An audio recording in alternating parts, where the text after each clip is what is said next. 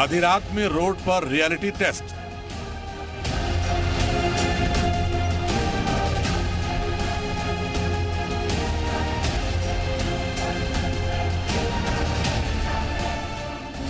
Bulldozer राज में कितनी महफूज बेटियां।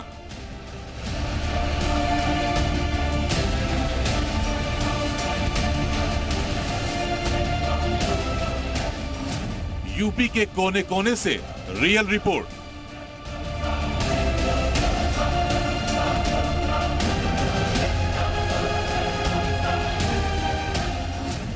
आधी रात दफ्तर से सुनसान सड़क तक।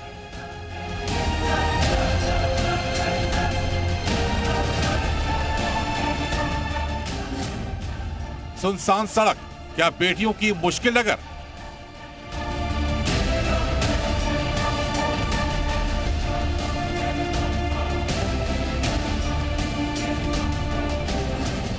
कंझावला कांड के बाद यूपी में बड़ी पड़ताल।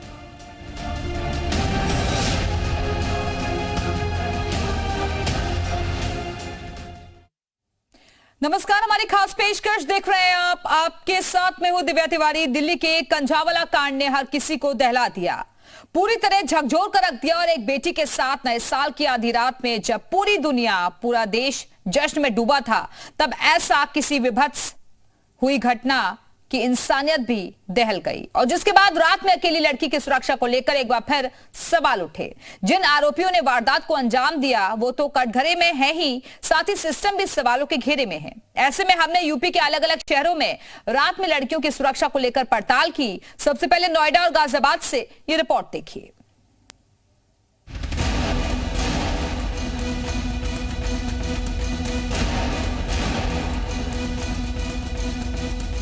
गाजियाबाद नोएडा में नौकरी पेशे में काम करने वाली लड़कियों और महिलाओं की अच्छी खासी तादाद है। बड़े पैमाने पर लड़कियां 24/7 ड्यूटी करती हैं।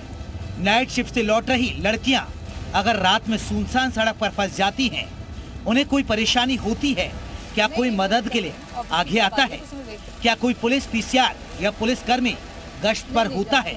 इसकी हमने पड़ताल की। रियलिटी चेक की शुरुआत हमने गाजियाबाद से की। वो गाजियाबाद जिसकी सड़कें रात में चहल पहल से भरी रहती हैं।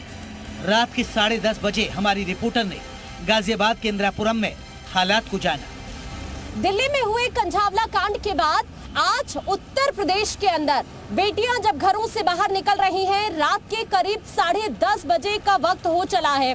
इस बीच हम आज ये गाजियाबाद की सड़कों पर जानने की कोशिश करेंगे कि आखिरकार अगर कोई लड़की इस वक्त अपने घर की तरफ जा रही है या फिर कोई काम करके अपने ऑफिस से लौट रही है, तो वो अपने आप को कितना सेफ फील कर रही है इन गाजियाबाद की सड़कों पर। क्योंकि रात के करीब 10:30 बजने को है और इस वक्त अगर कोई लड़की अपने घर की तरफ जा रही है किसी काम को करके या फिर कहीं भी जा रही है इन सड़कों से, तो क्या उसकी हेल्प के लिए कोई पुलिस वाला मौजूद है या फिर नहीं है?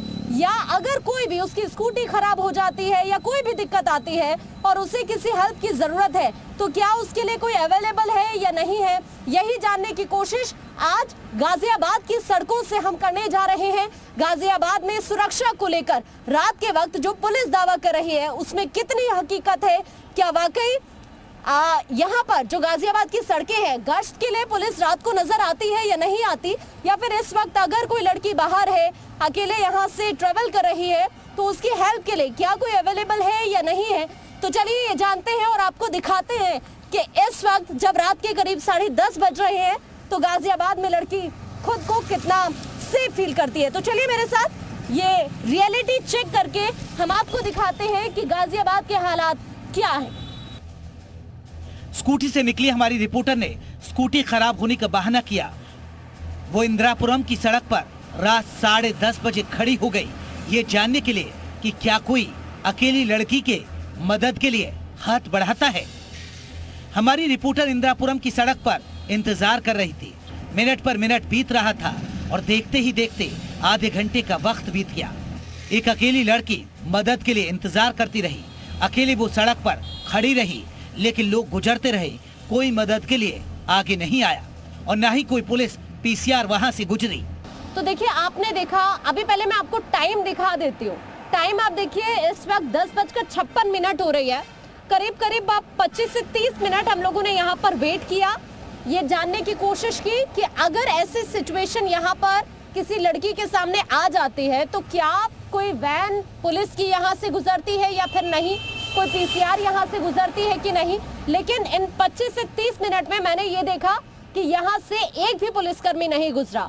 यहाँ कोई भी अगर हैपनिंग होती है किसी लड़की के साथ तो वाकई क्या ये यहाँ की सच्चाई है कि अभी तक इस आधे घंटे के अंदर, जबकि पुलिस चौकी महज यहाँ से 1.5 से 2 किलोमीटर की दूरी पर ही है, उसके बावजूद यहाँ से अभी तक एक भी पीसीआर नहीं गुजरी। तो आप यहाँ की हकीकत क्या है गाजियाबाद की? अगर रात के करीब 11 बजे घर से कोई लड़की निकली है बाहर या उससे कहीं जाना है तो ये आपने हकीकत जान ली है गाजियाबाद की। एक बार मैं आपको ये तस्वीरें भी यहाँ से दिखाना जरूर चाहूंगी। ये आप देखेंगे काफी हैपनिंग एरिया है, काफी आवाजाही यहाँ पर हो रही है, लेकिन उसके बावजूद भी अगर आप हकीकत देखेंगे तो यहाँ से अभी तक एक भी पीसीआर वैन गुजरती हुई मुझे दिखाई नहीं दी। अगर वाकई कोई लड़की स्कूटी से ट्रेवल कर रही है, कोई लड़की यहाँ से गुजर रही है, अगर उसे वाहन की कोई प्रॉब्लम है या इस टाइम कहीं जा रही है, उसे कैब की कोई दिक्कत है या फिर ऑटो की कोई दिक्कत है, नहीं मिल रहा है, तो ऐसे में ये जो एरिया है इसकी हकीकत क्या है? क्या वाकई यहाँ से पुलिस गुजरती है या नहीं गुजरती? ये इस आधे घंटे के दौरान तस्वीर आपने देख ली है। आपने गाजियाबाद का हाल देखा, अब नोएडा के हालात से भी आपको रूबरू करवाने जा रहे हैं। मामला महिला सुरक्षा से जुड़ा है तो हमने नोएडा में नाइट इन्वेस्टिगेशन की शुरुआत नोएडा के सेक्टर 39 में पुलिस के महिला हेल्प डेस्क से की। महिलाओं के खिलाफ लगातार बढ़ रहे अपराधों को रोकने के लिए और इसके साथ ही जिस तरीके की शिकायतें लगातार सामने आ रही हैं, खासतौर पर पुलिस के सामने उनसे निजात दिलाने के लिए महिला हेल्प डेस्क की हर थाने में स्थापना की गई। और इस वक्त हम मौजूद हैं, आपको तस्वीरों के जरिए दिखाते हैं कोतवाली सेक्टर 39 नोएडा में पुलिस कमिश्नरेट गौतम बुद्ध नगर, और अंदर जाकर हम आपको हकीकत दिखाएंगे कि क्या वाकई में महिला हेल्प डेस्क जो है अंदर यहाँ पर काम कर रही है, किस मुस्तैदी के साथ वो नजर आती है। आइए जल्दी से इसकी पड़ताल करते हैं, क्या कोई महिला पुलिसकर्मी भी अंदर मौजूद है। हम तस्वीरों के जरिए आपको रात की हकीकत दिखाते हैं। ये महिला हेल्प डेस्क आप देख रहे हैं, विमेन महिला हेल्प डेस्क, और यहाँ पर अंदर जाकर हम देखेंगे ये महिला पुलिसकर्मी पहले से ही मौजूद हैं। अच्छी बात है मैम, बहुत अच्छा लगता है आप लोगों को देखकर ऐसे कि रात का वक्त है, इतनी कड़कड़ाती ठंड में भी आप लोग, अगर कोई महिला यहाँ शिकायत लेकर आती है तो आप कोशिश यही करते हैं कि उसको थोड़ा रिलैक्स कर सकें और उसकी जो भी शिकायत है उसको तत्परता के साथ सुना जाए। रात के करीब 1 बज रहे थे इस घनेरी रात में। अब हमने रात में पुलिस थानों में कामकाज के बारे में छानबीन की, वहाँ कितने केस दर्ज हुए, कितने पुलिस कर्मियों की तैनाती है, ये बात हमने जानी। हमने आपको नोएडा में पुलिस थाने में कामकाज की तस्वीरें दिखाई, पुलिस कैसे रात में अपनी जिम्मेदारी निभा रही है दिखाया। अब बारी थी रात की असल तस्वीर दिखाने की। अगर किसी लड़की को रात में कोई मुसीबत आन पड़ती है, उसकी गाड़ी खराब हो जाए या कैब ना मिले तो क्या होता है। इस वक्त हम कहां पर मौजूद हैं तो तस्वीरों के जरिए मैं आपको बताना चाहूंगी, क्योंकि देखिए दूर दूर तक जो सड़क आप देख रहे हैं, ठंड के मौसम में ये सुनसान सड़क जहां पर इक्का दुक्का वाहन ही चलते हुए नजर आ रहे हैं। तो मैं आपको बता दूं कि आज हम सड़कों पर, खासतौर पर नोएडा की सड़कों पर पड़ताल करने के लिए निकले हैं। वो नोएडा जो कि दिल्ली को कनेक्ट करता है, वो नोएडा जहां पर गाजियाबाद से, गुड़गांव से, आसपास के इलाकों से बड़ी संख्या में यहाँ लोग नौकरी करने के लिए आते हैं, और हम जैसे लोग जो कि इवनिंग शिफ्ट करने के बाद घरों को वापस इस वक्त लौटते हैं। कई लोग ऐसे हैं जो कि नाइट शिफ्ट करने के लिए ऑफिस का रुख करते हैं। ऐसे में आज हम यही जानने की कोशिश करेंगे कि नोएडा में आखिरकार महिलाएं कितनी सुरक्षित हैं, क्योंकि दिल्ली में जो कुछ भी हुआ उसके बाद एक बार फिर से महिला सुरक्षा को लेकर सवाल खड़े हो गए हैं। आज हम अपनी पड़ताल में यही जानने की कोशिश करेंगे कि जो योजनाएं महिला सुरक्षा के नाम पर चलाई जा रही हैं सरकार की तरफ से, आखिरकार उसकी जमीनी हकीकत क्या है, चाहे वो पिंक पुलिस बूथ को लेकर हो या फिर महिला हेल्प डेस्क को लेकर हो। आज हम यही अपनी रिपोर्ट में आपको बताएंगे कि आखिरकार असल सच्चाई क्या है। क्या वाकई में पुलिस सड़कों पर मुस्तैद नजर आ रही है, और या फिर कोई अकेली लड़की अगर सड़क पर निकलती है तो क्या उसे पुलिस की मदद मिल पाती है, यही हम जानने की कोशिश करेंगे। तो चलिए हमारे साथ। हम सेक्टर 43 की सुनसान सड़क पर थे। रात के 1:30 बज रहे थे। करीब 15 मिनट घनेरी रात में बीत गए, लेकिन ना अब तक कोई गाड़ी आई और ना ही कोई मदद के लिए आगे आया।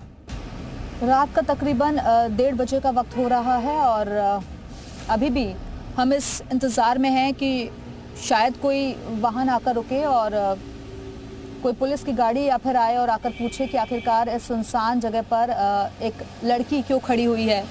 अभी हम सेक्टर 43 में मौजूद हैं और यहाँ हम देखते हैं कुछ मिनट तक रुकने के बाद कि क्या कोई पुलिस का वाहन यहाँ से जाता हुआ नजर आता है या फिर कोई शख्स जो अपनी गाड़ी में जा रहा है वो हमें रुक कर पूछता है कि आप किस लिए यहाँ पर खड़ी हैं, क्योंकि रात का ये वक्त है और ऐसे में क्या कोई मदद के लिए आगे आता है, ये भी हमें देखना होगा। तो थोड़ा सा इंतजार करते हैं और उसके बाद हम जानते हैं। हम इंतजार कर रहे थे, समय पर समय बीत रहा था, तभी अकेली लड़की को सड़क पर देख एक बाइक वाला रुकता है, मदद के लिए पूछता है। आप कौन है? क्या हुआ? हाँ हाँ, हम तो गाड़ी का वेट कर रहे हैं ना। मेरी ऑफिस की कैब आ रही है तो मैं वेट कर रही हूँ। नहीं नहीं, कोई दिक्कत नहीं है, ऑफिस की कैब आ रही है तो उसमें वेट कर रही हूँ। अगर ड्रॉप करना हो तो बता दो। हाँ, आसपास में ड्रॉप करना हो तो बता दो। नहीं नहीं, मैं चली जाऊंगी, मेरी कैब आने वाली है अभी, तो मैं वेट कर रही हूँ। 5 मिनट बाद आ जाएगी कैब, वेट कर रही हूँ।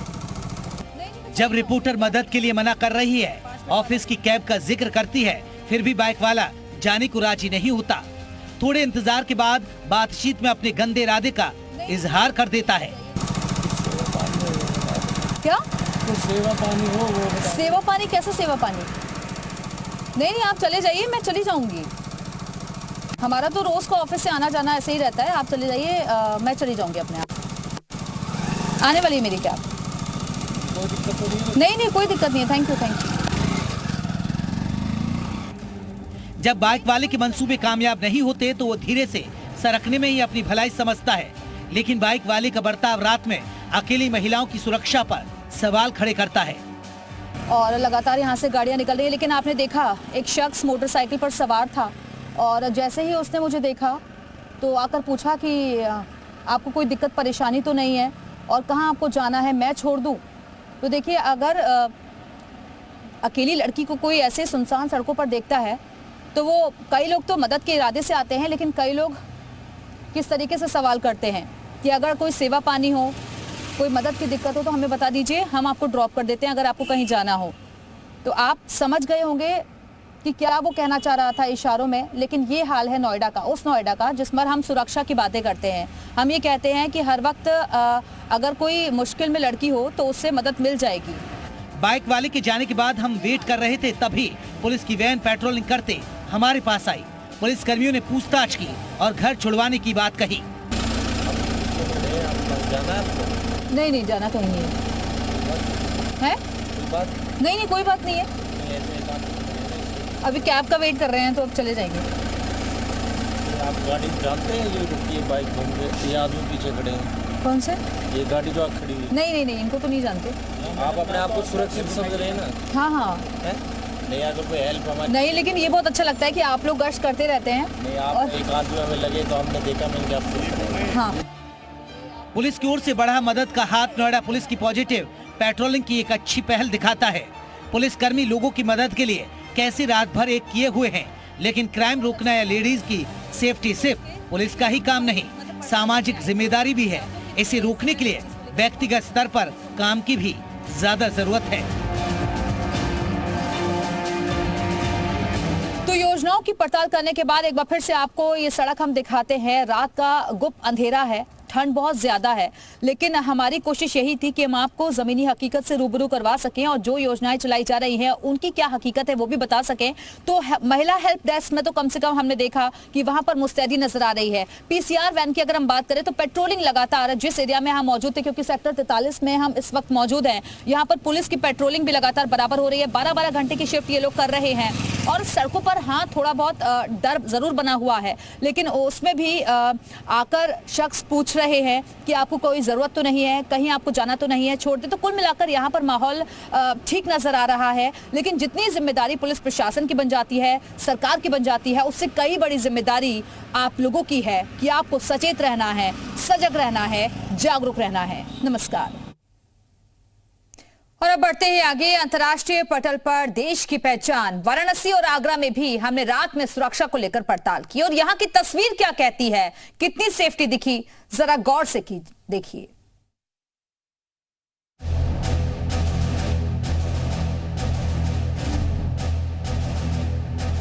पूरे उत्तर भारत समेत वाराणसी में भीषण ठंड से पारा लुढ़क गया है। ठंड में निकलना दूभर है, लेकिन कई बार मजबूरी बस रात में निकलना पड़ता है, जिनमें लड़कियां भी होती हैं। नाइट में लड़कियों की सुरक्षा को लेकर वाराणसी में हमने सबसे पहले शहर के एंट्री द्वार कहे जाने वाले गिलट बाजार चौकी का जायजा लिया। वहां पर नजारा देखकर हम हैरान रह गए। चौकी के भीतर केवल वायरलेस पर दूर बैठे किसी सिपाही के आदेश आ रहे थे, जबकि भीतर कोई भी मौजूद नहीं था। देश भर में हो रही तमाम घटनाओं को देखते हुए इस वक्त हम काशी में मौजूद हैं। दरअसल काशी की वो जगह है, शिवपुर बाईपास का वो इलाका, जहां से तमाम जिलों से लोग शहर में एंट्री करते हैं। और यहां की तस्वीर अगर आपको दिखाएं तो देखिए, इस वक्त हम गिलट बाजार चौकी के पास खड़े हैं। दरअसल ये चौकी काफी व्यस्ततम होता है। जिम्मेदारी इस चौकी पर बड़ी है, क्योंकि यहीं से लोग एंट्री करते हैं शहर के वीआईपी इलाके में। यहीं बगल में सर्किट हाउस है और बगल में तमाम जो बड़े आला अधिकारी हैं उनके आवास भी यहीं से शुरू होते हैं। लेकिन इस चौकी की हालात क्या है, ये आपको दिखाते हैं। रात के बज चुके हैं 12:14 और 12:14 पर तस्वीरें देखिए। ये है पुलिस चौकी, यानी पूरी तरह से खुली है और अभी कोई भी अधिकारी या चौकी प्रभारी यहां मौजूद नहीं मिला है। हालांकि अंदर भी व्यवस्था है, लेकिन अंदर देखिए टिफिन के कुछ बॉक्स रखे गए हैं और अंदर कोई मौजूद नहीं है। जी हां, देखिए तस्वीरें बताती हैं कि यहां पर पूरी तरह सन्नाटा है, यानी अगर कोई मदद मांगने आए तो मदद यहां से नहीं मिल सकती। इसके बाद हमने वाराणसी के जिला अदालत के सामने बने कचहरी पुलिस चौकी का जायजा लिया। अब रात के 12:30 बज चुके थे। उस वक्त चौकी में केवल 2 सिपाही थे जो भीतर बैठे मिले। हालांकि वहां कोई भी महिला सिपाही नहीं थी। देश की सांस्कृतिक और आध्यात्मिक राजधानी काशी कितनी है सेफ, और जिन लोगों पर है इसका दारोमदार, उनकी जिम्मेदारी कैसे होगी तय, ये दिखाने हम आए हैं। इस वक्त हम हैं कचहरी रोड पर। दरअसल ये वही रोड है जहां न्यायालय है और न्यायालय के सामने ठीक कचहरी चौकी है। और कचहरी चौकी में पुलिस की तैनाती कैसी है ये हम आपको दिखाते हैं। कितनी मुस्तैद है ये पुलिस, क्योंकि दावा किया जाता है कि रात हो या दिन पुलिस हर वक्त मौजूद रहती है। और इस वक्त हम 12:25 पर कचहरी चौकी के भीतर मौजूद हैं। और यहाँ पर देखिए, एक चौकी प्रभारी का जो कक्ष है वो तो हमें बंद मिला, लेकिन कुछ जो सिपाही हैं वो यहाँ पर जरूर मौजूद हैं और इनसे बात भी करते हैं। यहाँ पर केवल 2 ही लोग हैं। 2 ही लोग हैं? ड्यूटी टाइम में हैं आप लोग? हाँ, ड्यूटी। अगर मान लीजिए कोई मदद के लिए आता है, कोई शिकायत लेकर आता है, रात काफी है, तो आप लोग कैसे मदद करेंगे? मदद करेंगे। फैंटम है। फैंटम कहाँ पर है? फैंटम क्षेत्र घूमती रहती है भैया। जैसे क्षेत्र में कुछ भी होता है तो कंटिन्यू भ्रमण रहते हैं। अगर कोई महिला आ गई तो उनकी शिकायत सुनने के लिए यहाँ पर कोई महिला है? थाने पे बनाया गया है। इसके बाद हमने कचहरी के गोलघर चौराहे के पास मौजूद कुछ लोगों से बात की, जो वो चाय की दुकान पर गपशप करते मिल गए। इसके बाद हमने शहर के सबसे व्यस्ततम इलाके लोहारी बीड़ चौराहे का जायजा लिया। दरअसल ये वो चौराहा है जहाँ से काशी विश्वनाथ मंदिर और गदौलिया चौराहे और दशाश्वमेध घाट की ओर से रास्ता जाता है। ये इलाका देशी विदेशी पर्यटकों से भरा रहता है। और जब यहाँ हमने चौराहे की पुलिस चौकी पर निगाह डाली तो फैंटम दस्ते के साथ दर्जन भर पुलिसकर्मी तैनात दिखे। पूछने पर पता चला कि एक कॉल पर फौरी राहत के लिए यहाँ पुलिस की टीम मुस्तैद है।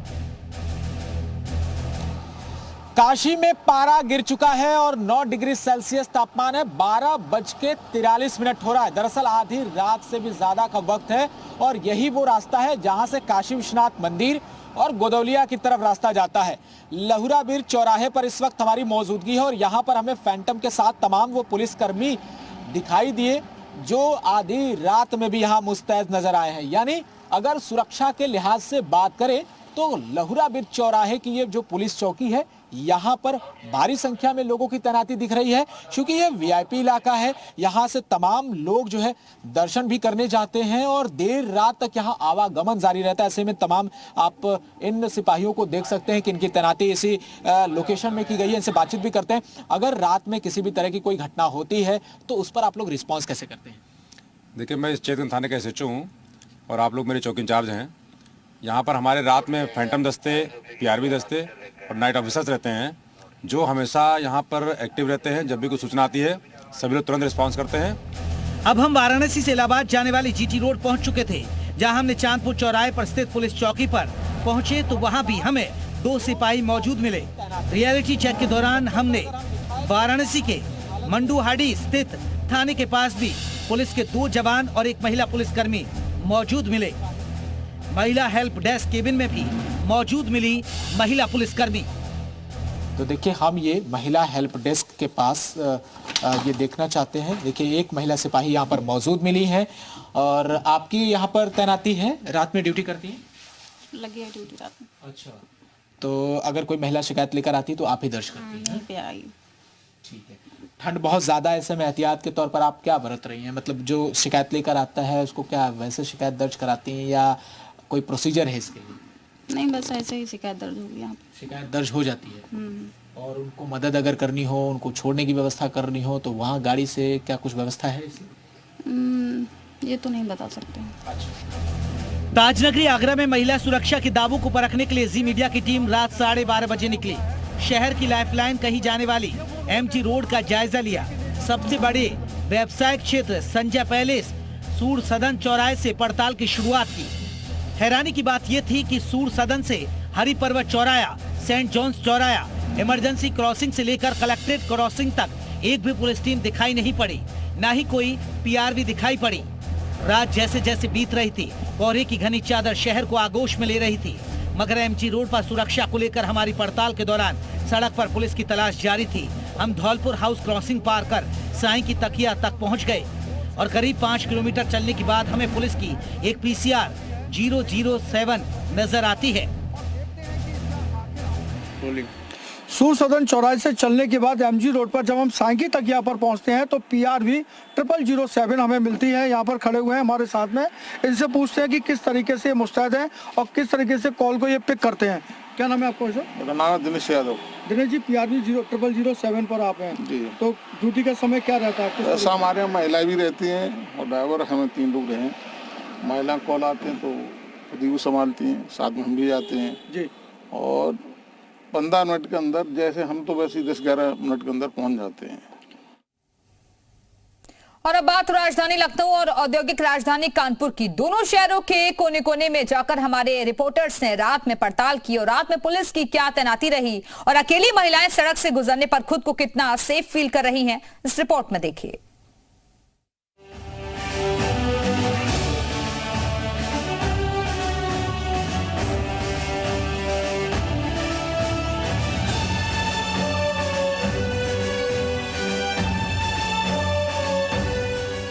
उत्तर प्रदेश में महिलाओं के खिलाफ बढ़ रहे अपराध पर लगाम के लिए सरकार गंभीर है।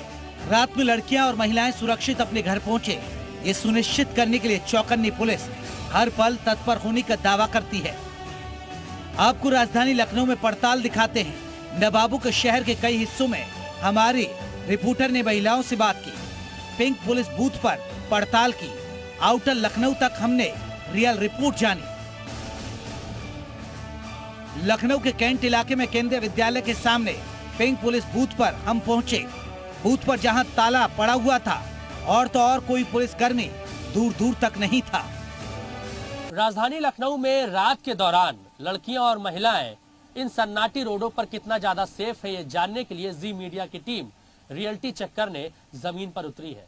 लेकिन कई जगह पर तो अच्छी तस्वीरें सामने है, लेकिन कहीं पर चौंकाने वाली तस्वीरें भी सामने है। ये लखनऊ का कैंट इलाका है। पीछे आप देख सकते हैं बिल्कुल सन्नाटा है यहाँ पर, और बगल में हमारे केंद्रीय विद्यालय है जहाँ पर चहलकदमी बच्चों के दिन में रहती है, लेकिन रात को बिल्कुल सन्नाटा हो जाता है। देखिए, एक भी व्यक्ति आपको यहाँ पे नजर नहीं आएगा, ना ही कोई गाड़ी चलती नजर आएगी, बस ट्रेन की आवाजें दूर से आपको दिखाई देंगी। लेकिन दूसरी तरफ की तस्वीर आप ये देख सकते हैं कि police commissionerate Lucknow pink booth यहाँ पर बना हुआ है, और ये पूरा सन्नाटा इलाका है जहाँ पर ये पिंक बूथ बना हुआ है। लेकिन इस पिंक बूथ में कोई नहीं है। पिंक बूथ का काम है लड़कियों और महिलाओं की रक्षा करना, और ये देख सकते हैं यहाँ पर नंबर वगैरह सभी के लिखे हुए हैं।